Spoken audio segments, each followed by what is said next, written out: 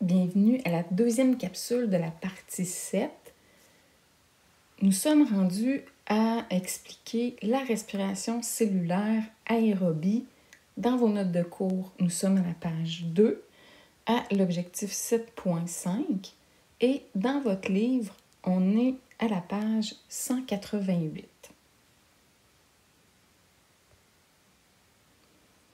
On revient à cette figure-là de la page 188, figure dans laquelle on voit vraiment un résumé de la respiration cellulaire. Comme je vous l'ai dit dans la capsule précédente, on va maintenant décortiquer toutes les étapes de la respiration cellulaire. Ce qu'on peut voir dans cette figure-là. Premièrement, il y a une étape qui s'appelle la glycolyse, qui est la première et avec laquelle on va débuter bientôt. La glycolyse, si on résume, c'est de prendre du glucose, de le transformer en pyruvate et dans cette transformation-là, on peut produire de l'ATP. On va aussi créer les fameuses navettes transportant des électrons. Et vous voyez que ces navettes-là vont être utilisées dans la troisième et dernière étape de ma respiration cellulaire. Quand je vais avoir terminé ma glycolyse et que je vais avoir formé du pyruvate, cette molécule-là va entrer à l'intérieur de la mitochondrie. Vous pouvez voir à votre page 2, ces étapes-là, elles sont nommées et on résume les choses, les éléments importants pour chacune des étapes. Alors, si vous regardez votre page 2, par exemple, vous allez voir glycolyse, c'est un glucose qui se transforme en deux pyruvates. Ça se passe dans le cytosol. C'est anaérobique, cette étape-là, c'est-à-dire qu'elle n'utilise pas d'oxygène. On voit qu'on crée des navettes et on voit qu'on fabrique de l'ATP aussi. Notre pyruvate, il va entrer ensuite dans la mitochondrie pour aller faire le cycle de l'acide citrique. Mais juste avant ça, en entrant dans la mitochondrie, on va lui faire une petite transformation qui va nous permettre de créer, on va le joindre avec de l'acétyl-CoA, on va pouvoir faire entrer la molécule ensuite dans le cycle de l'acide citrique qui se passe dans la mitochondrie, qui produit deux types de navettes. Directement, le cycle va aussi produire de l'ATP et les navettes vont se retrouver dans la troisième étape qui est la phosphorylation oxydative, qui est l'endroit où on trouve une chaîne de transport pour les électrons. Et c'est là où est-ce qu'on va faire on va produire la plus grande quantité d'ATP à cet endroit-là. Si vous remarquez dans la figure, on voit que notre ATP est produit de deux façons différentes. Par ce qu'on appelle la phosphorylation au niveau du substrat et par la phosphorylation oxydative. Dans le bas de votre page 2, on parle un peu des différences entre les deux. Phosphoryler, on se rappelle que c'est ajouter un groupement phosphate. Ça veut dire que pour créer notre ATP, il faut prendre de l'ADP et lui joindre un groupement phosphate. On peut le réaliser, cette phosphorylation-là, de deux façons. La première, qui est au niveau du substrat, c'est qu'on va aller voler un groupement phosphate à une molécule qui en possède un pour pouvoir le joindre à l'ADP. On fait ça avec une enzyme et on réussit à fabriquer quelques molécules seulement d'ATP. Ça correspond à peu près à 10% de toute l'ATP qu'on fabrique. L'autre type de phosphorylation, c'est la phosphorylation oxydative, qu'on va expliquer plus tard, qui permet d'associer un ADP avec un groupement phosphate grâce aux fameux électrons qu'on va avoir transportés et qui vont être accueillis par l'oxygène. Et ici, on voit qu'il y a une petite faute, là, c'est bien un Y qui devrait être au niveau de oxydation. Ces électrons-là, on les a arrachés au glucose parce qu'on a oxydé notre glucose. Et ça nous permet de fabriquer une énorme quantité d'ATP. 90% de ce qu'on a comme ATP provient de la phosphorylation oxydative.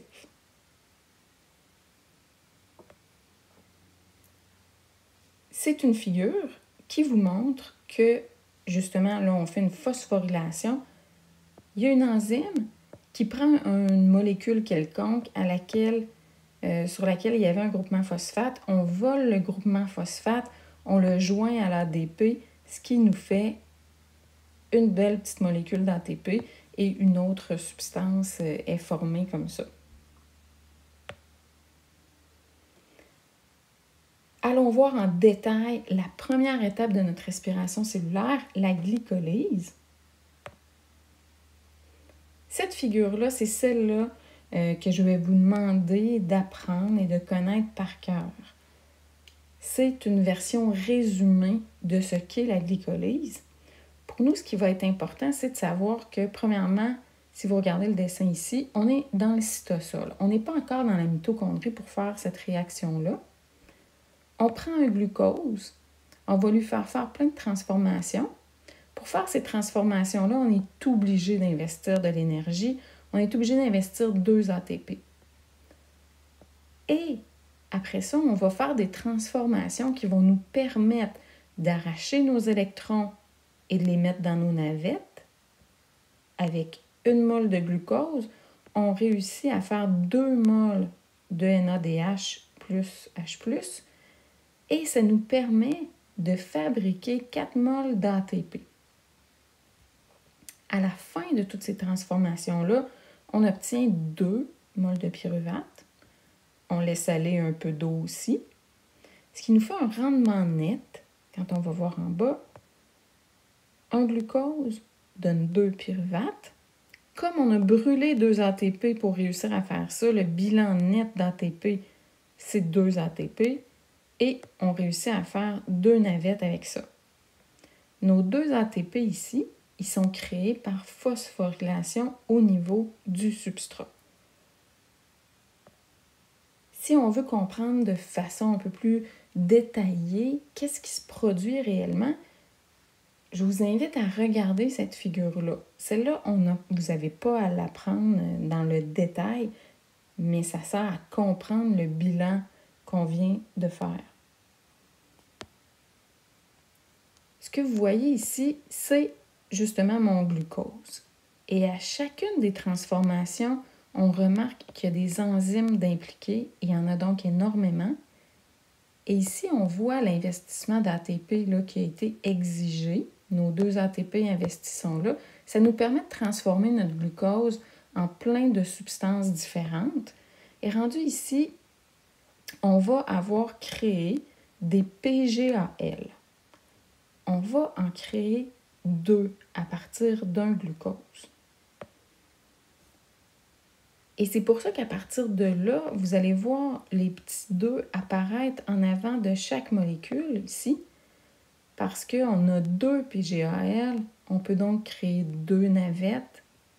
On va ici créer 2 ATP. Il y a 2 ATP aussi qui vont être créés ici. Ici, on relâche de l'eau. C'est donc une voie métabolique avec beaucoup d'enzymes, plusieurs étapes. Comme je vous dis, l'important, c'est cette figure-là pour avoir en tête le rendement net d'une glycolyse.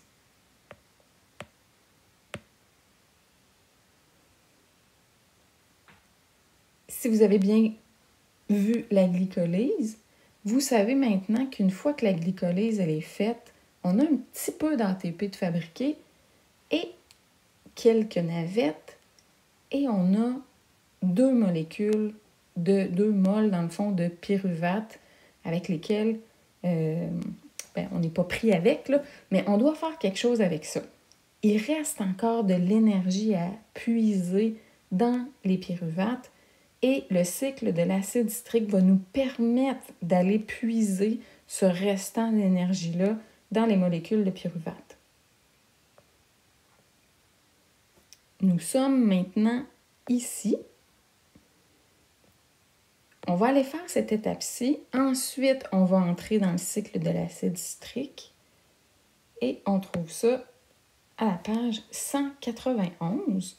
Vous allez voir qu'il y a 2 figures. Il y a même 3 figures. On est à la page 3 dans vos notes. On est rendu au 7.7. Et ce que je vais vous expliquer, ça s'appelle « En route vers le cycle de Krebs ». Parce qu'il faut savoir que le cycle de l'acide citrique s'appelle aussi le cycle de Krebs. Alors, les 2 mots sont utilisés. Dans votre livre, on parle vraiment de cycle de l'acide citrique. On entre dans la mitochondrie à ce moment-là. On a nos 2 pyruvates. Alors, le pyruvate va, comme ça, se transformer en acétyl-CoA. On va lier une coenzyme A. On va créer une navette, c'est-à-dire qu'on va arracher des électrons au pyruvate et remarquer qu'on va produire notre première molécule de CO2 à cette étape-là. Comme on a, je vais juste aller prendre cette figure-là qui est un peu plus précise, on revoit notre pyruvate. Vous voyez les carbones qu'il y a ici? Le carbone qui est là. Il y a une enzyme qui nous permet d'entrer dans la mitochondrie et qui va faire une petite transformation. Et c'est là qu'on va relâcher là, cette partie-là de notre pyruvate qui va former notre premier CO2. On crée une navette, ça veut dire qu'on arrache des électrons. On amène un coenzyme A pour créer une molécule qu'on va appeler de l'acétyl-CoA. Les carbones que vous voyez en rouge appartenaient au glucose. Et là, c'est ce qui nous reste de toutes les transformations que la glycolase a fait subir à notre glucose. J'avais 2 pyruvates de formés. Quand j'entre un glucose, je forme 2 fois des pyruvates, ce qui veut donc dire que je fais 2 CO2 pour chaque glucose qui rentre, 2 navettes comme ça ici, et 2 acétyl-CoA. C'est pour ça que dans vos notes à la page 3, vous allez remarquer entre parenthèses un petit x2. On est maintenant prêt à entrer dans le cycle de Krebs. Je vais revenir à cette figure-là. Donc, notre cycle de l'acide citrique. Moi, je veux que vous connaissiez cette figure-là, qui est beaucoup plus simplifiée que la prochaine que je vais vous montrer. Si on résume le cycle de l'acide citrique, on fait entrer un acétyl-CoA et on va lui faire subir plein de transformations avec plein d'enzymes. On va donc libérer 2 CO2 pour un acétyl-CoA qui entre. Je vais libérer 2 CO2. Je vais réussir à créer 3 navettes NADH plus H+, qui transportent des électrons. Je vais même faire un ATP par phosphorylation au niveau du substrat et relâcher aussi une navette FADH2. C'est le seul endroit où on crée des navettes FADH2. Et ça, c'est pour un acétyl-CoA. Puisque j'avais 2 pyruvates, je vais avoir 2 acétyl-CoA. Je vais donc faire 2 fois cette boucle-là.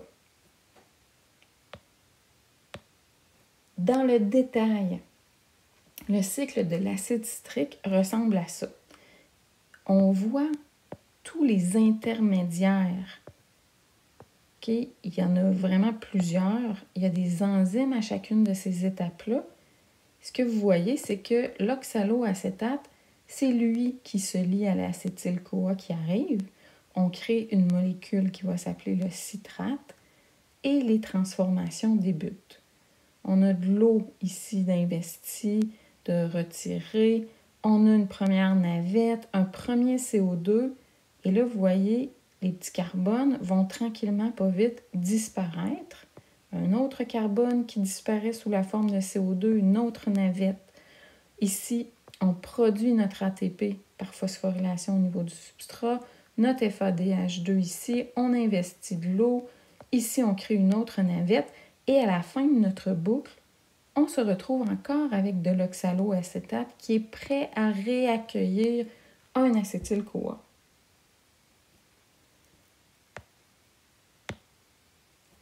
Ce qui est donc à retenir, c'est vraiment cette figure-là qui résume le bilan d'un pyruvate, un acétyl-CoA, CO2, navette. Ça, ce bilan-là, ces quantités-là sont à retenir.